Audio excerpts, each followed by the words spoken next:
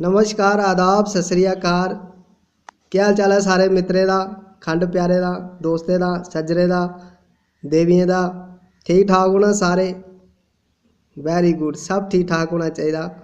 मैं ते आखना है भगवान मेरे सारे दोस्तें गी, प्यारें गी, मित्रें गी हमेशा खुश रखेआ, हर दुख तकलीफ कोला दूर रखेआ, लम्मी लम्मी आयु देआ मेरे सारे मित्र प्यारें गी।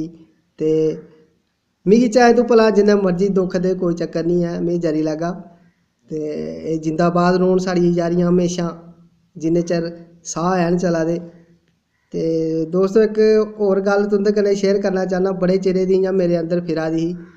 ते मैं सोचेआ कि अज्ज तुसेंगी अपनी आत्म कथा सनाई गै ओड़ां। ते रमैन ते तुसें दिक्खी दी होनी सारें गै। रमैन बिच्च इक पात्र हा बाली। बाली गी वरदान हा कि जेह्ड़ा बी कोई ओह्दे सामने आंदा हा ओह्दा अद्धा बल जोर बाली च आई जंदा हा, जिस कारण ओह् महा शक्तिशाली बनी जंदा हा ते उसी कोई बी हराई ना सकदा।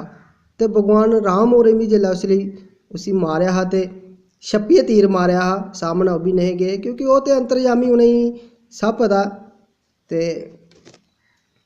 अज्ज उ'ऐ चीज सेम टू सेम मेरे कन्नै होआ दी। में जेल्लै शामीं घर जन्ना ते जि'यां लाड़ी दे सामने होन्ना ते मिगी इ'यां पूरे शरीरै च इ'यां कमजोरी जन पौन लगी पौंदी ते लत्तां मेरी इ'यां थर थर कंबन लगी पौंदियां।